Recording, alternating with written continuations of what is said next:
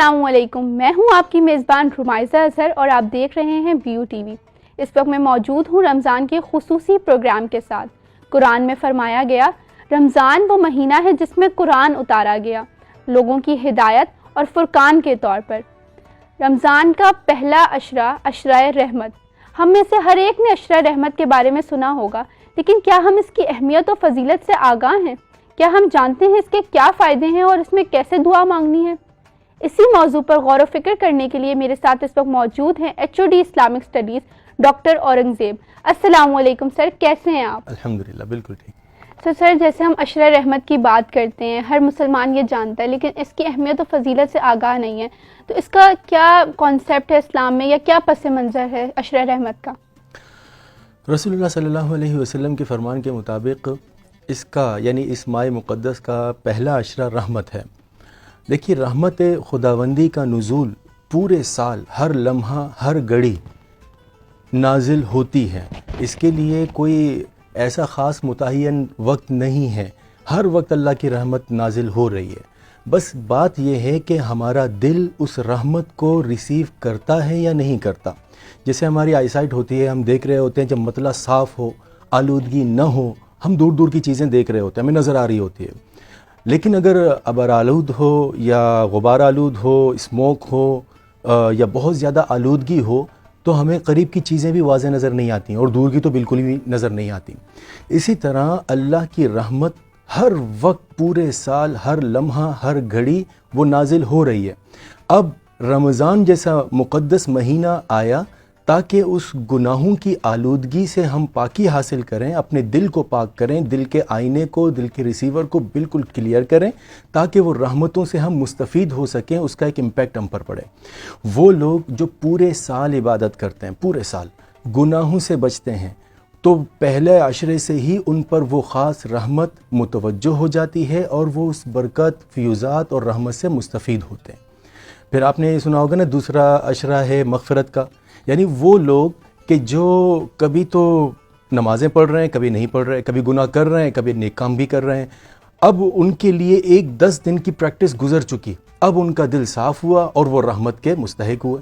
اور آخری عشرہ عتق من النار، کہ جہنم سے خلاصی ہو، ایسے لوگ جو 20 دن روزے رکھنے اور اچھے ماحول میں رہنے کے باوجود بھی مکمل تزکیہ نفس نہیں ہوا، مکمل گناہوں سے پاکی نہیں ہوئی، اب تک ان کو وہ رحمت نہیں پہنچی، تو آخری عشرے میں ان کو بھی رحمت پہنچ جاتی ہے۔ تو وہ رحمت پورے سال، ہر وقت، ہر لمحہ، ہر گھڑی نازل ہو رہی ہے۔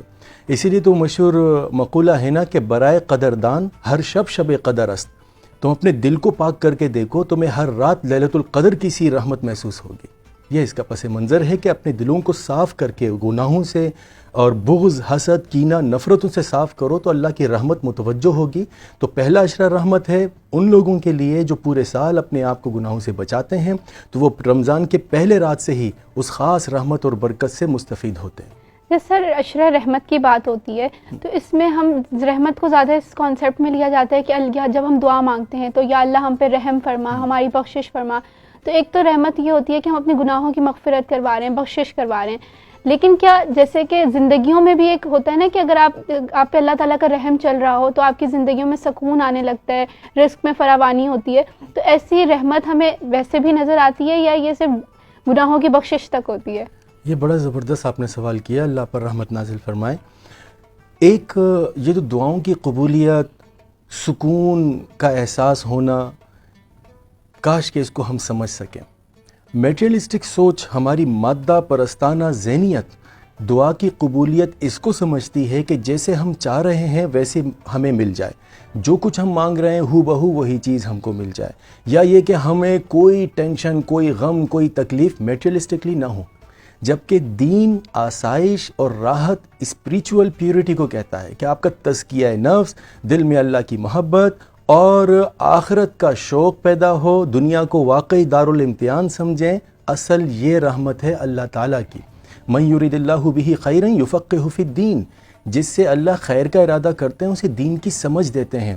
اب اس کو میں ذرا حدیث کی روشنی میں واضح کر دوں کہ رسول اللہ علیہ السلام سے ایک صحابی نے عرض کیا، حدیث کا مفہوم ہے کہ مجھے آپ سے محبت ہے۔ اللہ اور اس کے رسول سے محبت. اور آپ علیہ السلام نے انہیں تنبیہ فرمائی, کیا کہہ رہے ہو, یہ دعویٰ بہت بڑا ہے. انہوں نے کہا نہیں یا رسول اللہ, مجھے آپ سے, اللہ سے, آپ سے محبت ہے. تو آپ علیہ السلام نے فرمایا جس کا مفہوم یہ ہے کہ تیار ہو جاؤ, کیونکہ آزمائشیں, مصائب, یہ اللہ اور اس کے رسول کے سچے محبت کرنے والوں کی طرف ایسے لپکتی ہیں جیسے پہاڑ سے نیچے کی طرف, ڈھلان کی طرف پانی تیزی سے آئے. ہم جس چیز کو سکون, آرائش اور رحمت سے تعبیر کر رہے ہیں, وہ ہم گلاسز لگائے ہوئے ہم نے میٹیریلسٹک, کہ ہمیں سکون مل جائے, لائف سے ٹینشن ختم ہو جائے. یہ کون سا کمال ہے؟ کمال تو یہ ہے کہ ان تمام مصائب میں رہتے ہوئے آپ کو سکون ملے. کہتے ہیں دولت درد کو زمانے سے چھپائے رکھنا, آنکھ میں بوند نہ ہو دل میں سمندر رکھنا. یہ اللہ والے جو ہمیں نظر آ رہا ہوتا ہے کہ یہ کربناک زندگی گزار رہے ہیں, راتوں کو جاگ رہے ہیں, ہر وقت فکر میں پڑے ہوئے ہیں, ان کے دل سے پوچھو کہ کتنی راحت میں یہ ہے اصل وہ رحمت جس کو رسول اللہ علیہ السلام فرما رہے ہیں کہ یہ آزمائشوں کے درمیان تمہیں سکون کا احساس ہو. رحمت کا یہ ہرگز مطلب نہیں ہے کہ دنیا کے سارے امتحان ختم ہو جائے. الذی خلق الموت والحیات لیبلوکم ایکم احسن عملا. دنیا دار الامتحان ہے, یہاں آئی ہم مشقت کے لیے ہیں, محنت کے لیے ہیں, کیونکہ اس کا جزا ہمیں آخرت میں ملے گا. تو رحمت کا مطلب یہ ہے کہ آپ کے وہی مصائب رہیں, اس سے بھی زیادہ سخت مصائب آ جائیں, لیکن ان مصائب میں آپ کو ایک دلی اطمینان اور سکون ہوگا کہ میرا رب میرے ساتھ ہے. اور رب اگر ساتھ ہوں تو دنیا کی بلائیں یہ بھی آسائش میں بدل جاتی ہیں, اور اگر اللہ نہ ہو تو دنیا کی آسائشیں یہ چبھنے لگتی ہیں.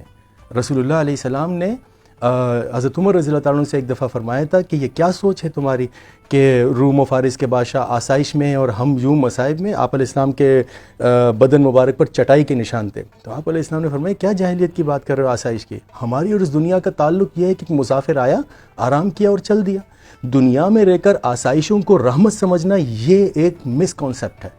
دنیا میں ہم امتحان کے لیے آئے ہیں, ہر گھڑی مال ہے تب بھی آزمائش, نہیں ہے تب بھی آزمائش. اس آزمائش کے دوران میں آپ کو ایک ریلیکس فیل ہوگا, سکون ملے گا, وہ ہے رحمت. سر بالکل جیسا کہ آپ نے بہت اچھا جواب دیا, کیونکہ آج کل جو دور چل رہا ہے ہر کوئی ٹینشن, بے سکونی, ڈپریشن کا شکار ہے, تو اللہ کی رحمت ساتھ ہونا تو سب سے بڑی بات ہے. بالکل. آپ دیکھیں کہ کروڑ پتی بادشاہ, ارب پتی شخص بھی ٹینشن میں, پریشان ہے, جبکہ ایک شخص گدڑی پہ بیٹھا ہوا, کچھ کھانے پینے کو نہیں لیکن دل میں مطمئن بیٹھا ہوا کہ میرا رب میرے ساتھ ہے. بالکل اللہ کی رحمت ساتھ ہو تو زندگی اور سکون, برکت, رحمت ساتھ ہی ہوتی ہے. بالکل. تو سر اب یہ جب ہم بات کرتے ہیں عشرہ رحمت کی, تو عشرہ رحمت کے دوران کرنے کی کچھ مخصوص یا خاص عبادات ہیں کہ جو ہمیں عشرہ رحمت میں کر کے زیادہ سے زیادہ ثواب یا ایمان کو بہتر بنانا چاہیے؟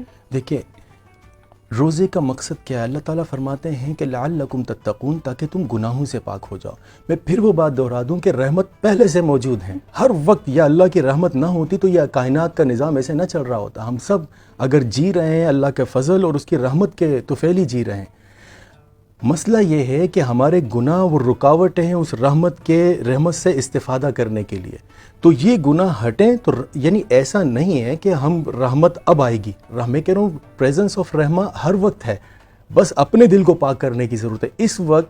یعنی اگر مجمع بیٹھا ہوا ہے, اس مجمع پر اکٹھے ایک ساتھ اللہ کی رحمت کا نزول ہو رہا ہے. اب جس کا دل زیادہ صاف ہے, جو زیادہ اللہ کی طرف متوجہ ہے, وہ رحمت سے مستفید زیادہ ہو رہا ہے, اور جس کا دل گناہوں میں غبار آلود ہے وہ اس رحمت سے کم مستفید ہو رہا ہے. تو عشرہ رحمت میں جو کرنے کی چیز ہے وہ آئیڈینٹیفائی کریں, علماء سے پوچھیں کہ میرے اس زندگی میں یہ معمول ہے, اس میں کون کون سے گناہ ہیں جو اس رحمت سے استفادہ کرنے میں مانے ہیں. پھر ان گناہوں کو لسٹ بنا کر پھر اس کو ٹک مار کر یہ چھوڑنا ہے, یہ چھوڑنا ہے, اس کی پریکٹس کرنا ہے. اور جب ایک خاص قسم کا اثر دل میں ہونے لگے, بندہ اللہ کی طرف رجوع کرنے لگے, انابت ہو, آنسو بہنے لگے, دل نرم ہونے لگے, لوگوں کو معاف کرنے کا جذبہ پیدا ہو رہا ہو, یہ وہ سائن ہے کہ اب رحمت سے استفادہ ہو رہا ہے. جیسے سر بات آتی ہے جب رحمت کی اور رمضان کے روزوں کی بات آتی ہے تو دعا ہم مانگتے ہیں, لیکن ایک چیز ہوتی ہے کچھ لوگ کہتے بھی ہیں یا دعا میں ہم لوگ اب جلدی دکھاتے ہیں کہ جلدی سے دعا مانگی, نماز پڑھی, اور تو کیا طریقہ اختیار کرنا چاہیے کہ ہماری دعاؤں میں صدق ہو, ہم اس کو ایک لمبی دعا مانگے, اللہ تعالیٰ سے اپنی ساری باتیں کہہ سکیں, تو ہماری دعا کس طرح ہونی چاہیے؟ کبھی آپ نے نوٹ کیا ہے کہ آپ اپنے ایسے فرینڈ کے ساتھ جسے آپ ہر بات شیئر کرتے ہو نا, گھنٹوں گھنٹوں آپ باتیں کرو گی اور وقت کا پتہ ہی نہیں چلتا, ایسا ہے؟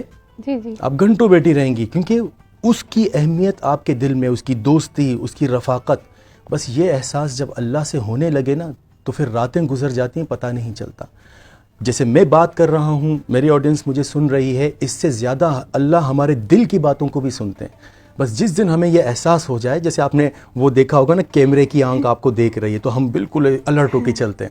ہم وقت یہ کہ اللہ مجھے دیکھ رہے ہیں اور میرے دل کی باتوں کو بھی، یعلم خائنۃ الاعین وما تخفی الصدور، اللہ فرماتے ہیں تمہارے آنکھوں کی خیانت اور دل کے اندر جو چھپی ہوئی باتیں میں اس کو بھی جانتا ہوں. پھر اس طرح اللہ کے حضور باتیں کریں، یا اللہ تو میرا رب ہے، میرے شہرک سے زیادہ قریب ہے. اے میرے پروردگار، میری کتنی سعادت کی بات کہ تیرے حضور بیٹھ کر تجھ سے باتیں کر رہا ہوں. یا اللہ مجھے رسوا نہ کر دنیا میں، یا اللہ مجھے استقامت دے، یہ دنیا کے فتن مجھے اپنی طرف مائل کر رہے ہیں، میں تیری مدد کے بغیر. آپ سوچیں، آپ باتیں شروع تو کریں اس یقین کے ساتھ وہ سمیع البصیر آپ دیکھ بھی رہے ہیں، سن بھی رہے ہیں. واللہ گھنٹے گزر جائیں گے، انسان کو پتہ ہی نہیں چلے گا. بس وہ اللہ کی محبت نہیں آ رہی. پھر سے کہہ دوں کہ وہ گناہ، دنیا کے فکر، دنیا کا لالچ، غرض، نفرتیں، یہ معنی ہیں اس رحمت کے جو اللہ تعالیٰ کو دل کے قریب کر دیتے ہیں. اور جب دل کے قریب اللہ ہو جائیں، پھر دعا کیا پوری راتیں گزر جائیں، بندے کو پتہ ہی نہیں چلتا. سر کچھ لوگ یہ بھی کہتے ہیں کہ ہم تو اللہ تعالیٰ ہمارے دلوں کا حال جانتے ہیں، تو ہم دعا مانگیں یا نہ مانگیں، اللہ تعالیٰ تو ہمیں جانتے ہیں، تو ہم دعا نہیں مانگتے، بس اللہ تعالیٰ ہمارے دل سے جان لے گا. تو ایسے لوگوں کے لیے کیا آپ کیا کہنا چاہیں گے؟ بلکہ میں کیا رسول اللہ علیہ السلام کی بات عرض کر دیتے ہیں کہ آپ علیہ السلام ایک موقع پر ایک صحابی نے عرض کیا کہ آپ کے سامنے ہوتے نا تو دل ہمارا اللہ کی طرف مائل ہوتا ہے. جب ہم گھر میں چلے جاتے ہیں بیوی بچوں کے ساتھ تو ہم دنیا کے ہو جاتے ہیں. تو آپ علیہ السلام نے فرمایا، جس کا مفہوم یہ ہے، ہر وقت اگر اس کیفیت میں ہوگے تو یہ تو فرشتوں کی مثل ہو گئے کہ فرشتے ہم وقت اللہ کی عبادت اور ذکر میں اور اس کی یاد میں لگے ہوئے. آپ علیہ السلام نے فرمایا، لو لم تذنبوا لجاء اللہ بقوم یذنبون، اگر تم سے غلطیاں نہ ہوں تو اللہ تعالیٰ تمہیں ہٹا کر ایسی قوم کو لے آئیں گے جن سے خطا ہو. بعد از خطا وہ اللہ کے حضور جب گڑ گڑاتے ہیں. دیکھیں ایک بات کو سمجھیں، اللہ تعالیٰ کو وہ چیز چاہیے جو اللہ کے پاس نہیں ہے. ہم کسی کو گفٹ دیتے ہیں نا تو ہم سوچتے ہیں کہ یار ایسی میں چیز دوں جو یونیک ہو، جو اس کے پاس نہ ہو. اگر اس کے پاس بہت ساری وہ چیزیں موجود ہیں، وہی چیز آپ بھی دے دیں تو اس کی قدر نہیں ہوتی. اللہ تعالیٰ کے پاس عاجزی نہیں ہے، سمجھ رہے؟ اللہ کے پاس اللہ روتے نہیں ہیں کسی کے سامنے، اللہ گڑ گڑاتے نہیں ہیں کسی کے سامنے. جب یہ چیزیں کوئی اللہ کو دیتا ہے نا تو اللہ بہت خوش ہوتے ہیں.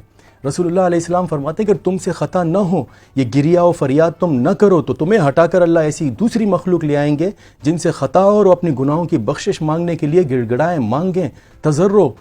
تو اللہ تعالیٰ کو یہ بہت پسند ہے کہ جب اس کا بندہ اس سے مانگتا ہے. کہ حدیث کا مفہوم ہے، جب بندہ اللہ کے حضور کہتا ہے یا اللہ میں آپ کا گنہگار بندہ، میں آپ کے شکر ادا کرنے سے قاصر ہوں، یا اللہ آپ کی تو اتنی نعمتیں ہیں، تو اللہ اسی وقت فرماتے ہیں بندے یہی تو میرا شکر ہے. ورنہ کون اللہ کی نعمتوں کا کما حق کا شکر ادا کر سکتا ہے؟ جب ہم اپنی عاجزی اللہ کو دکھاتے ہیں، گڑ گڑاتے ہیں، مانگتے ہیں نا، اللہ بہت خوش ہوتے ہیں. حتیٰ کہ فرشتے فخر کرتے ہیں اور وہ کہتے ہیں کہ کاش ہم بھی ایسے احساس رکھتے ندامت کا، کہ ہم پروردگار کے حضور ندامت کا احساس اگر رکھ سکتے تو اس بندے پر جو اللہ کی رحمتوں کا نزول ہو رہا ہے وہ ہم پر بھی ہوتا. تو اصل بات یہ ہے کہ ہم اللہ تعالیٰ کے وجود کا کتنا یقین رکھتے ہیں. مجھے اگر یقین ہے کہ میرا پروردگار میرے شہرک سے زیادہ قریب ہے، میں اس سے بات کر سکتا ہوں، باتیں شیئر کر سکتا ہوں، اس سے مشاورت کر سکتا ہوں. جو استخارہ آپ نے سنا ہوگا، استخارہ اس کا لفظی مطلب ہے مشورہ کرنا. ہم اللہ سے بات کریں، اپنے کنسرنز، اپنے پریشانیاں اسے شیئر کریں. اللہ تعالیٰ کیا کریں گے؟ ہم میٹیریلسٹک سوچیے کہ آپ کا مسئلہ حل ہو جائے، جبکہ اسپریچول تھنکنگ یہ ہے کہ اللہ میرے دل کو راحت دے دیں گے اور مجھے گمراہ ہونے سے، مجھے لیٹ ڈاؤن ہونے سے، ذلت سے اللہ تعالیٰ محفوظ فرمائیں گے. بہت شکریہ سر کہ آپ نے ہمیں اتنی مفید معلومات سے آگاہ کیا. ہمارے ساتھ موجود تھے HOD Islamic studies doctor Aurangzeb. آپ دیکھ رہے تھے رمضان کا خصوصی پروگرام. اپنی ہوسٹ رمائزہ اظہر کو اجازت دیجیے، ملتے ہیں اگلے پروگرام میں. اللہ حافظ.